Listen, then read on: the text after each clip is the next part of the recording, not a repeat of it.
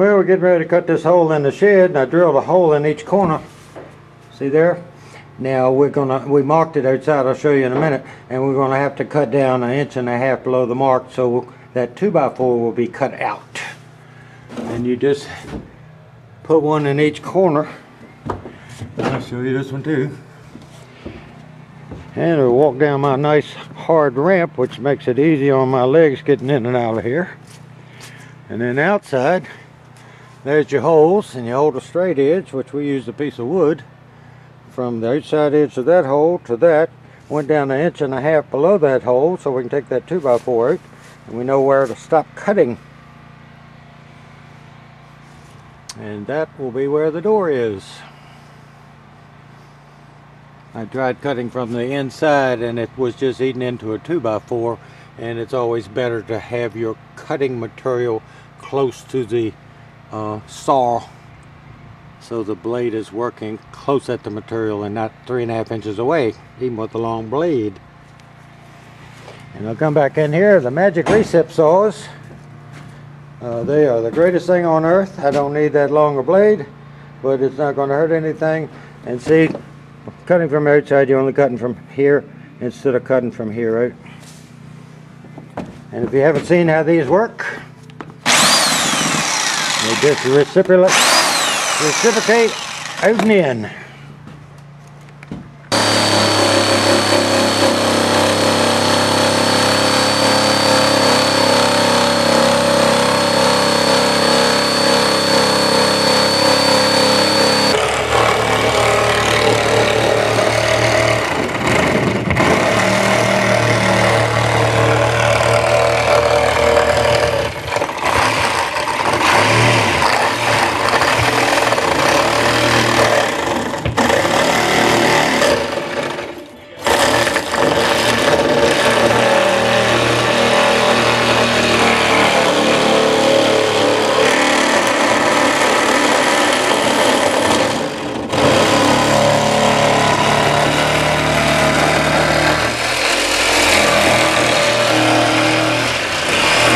Well, when you get to this point, it's sort of a point of no return.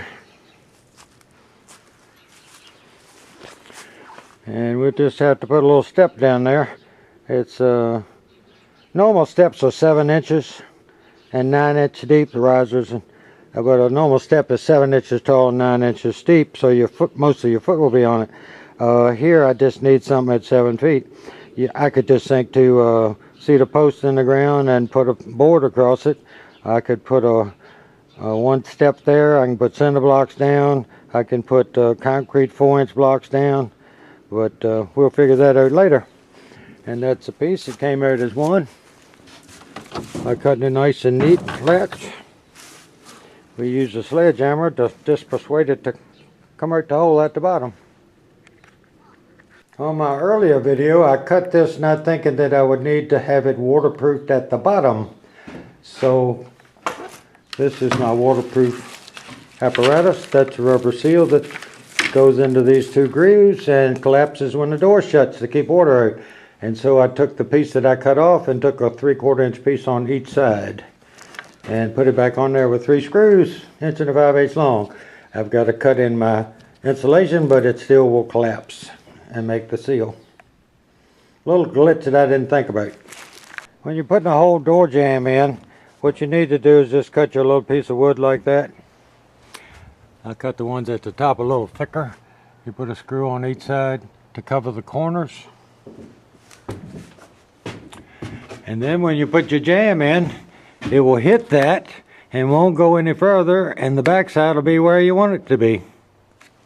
And if the center flexes any down here, you can push it back with your finger, and it'll hold it in there. Now we're going to put the door jamb in. It's getting a little dark with no light there. Next thing you do, you open it as you put this sticky one side membrane on to keep water out. Now if this was a window on a house and you had a lot of space above it where water could get above the window, you would put a piece across the top. And you put a piece across the bottom first, because you're thinking the path of the water, and then you put this one over the top of that one, And so any water that gets on that one runs over the top of that piece on the bottom. Then you put the piece on the top last, so when water comes down and gets on that behind a window trim or door trim, the water will be on this side of the membrane when it comes off of that membrane. Then it'll go all the way down and be on the outside of that one, and then it'll go to the ground, and it'll save. If you don't, the water will get in here and rot this whole floor joist out, because all the water that hits here will get behind this molding and come down here and settle on that wood, and over time it'll eat it out. See, by putting those corner braces in there, we didn't have to worry about this side. We threw the jam in there. The 2x4s in this shed are not exactly square, we've come to find out.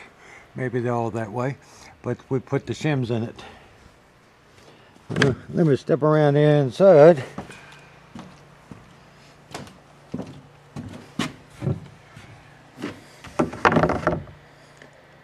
That's what, if you don't hold it really flat, I didn't have it flat. Let me get there.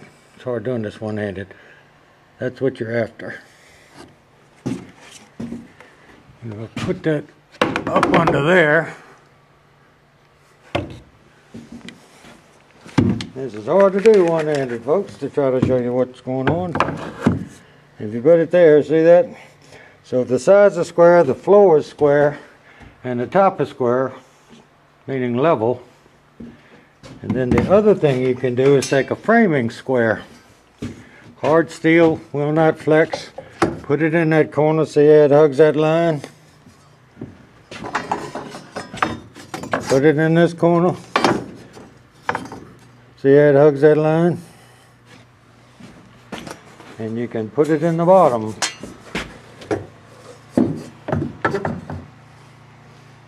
See, it's square. Now we got to hang the doors. Unfortunately, these really high dollar nice hinges, they have pins that aren't removable. So when we put this in like that, if we could have had the pins out and put the hinge in, put in the long 3-inch screws, all we'd have to do is hang the door. Now we've got to hold the door up there and put the 3-inch screws in the hinges. And then we're going to have to put the striker plate in here, and you use the long screws they give you for the striker plate because that's a weak link. And then we'll have to do the same thing for the deadbolt.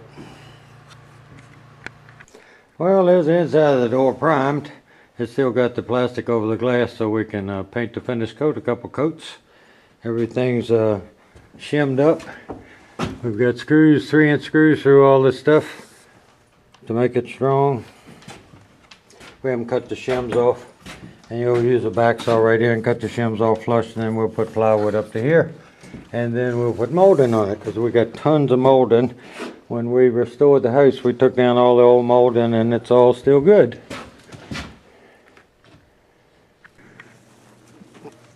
The door is finished except for putting the trim around it and the drip edge under the bottom, the weather stripping. And we're going to put the same kind of trim that's around the windows. It's just PVC. And back up here and you see the whole door. And just picture a 2 3/4-inch white band around the bottom and the sides, and maybe a little less at the top because of the barn roof. But don't tell me I can't put a regular door in a barn roof shed. That just makes me want to do it.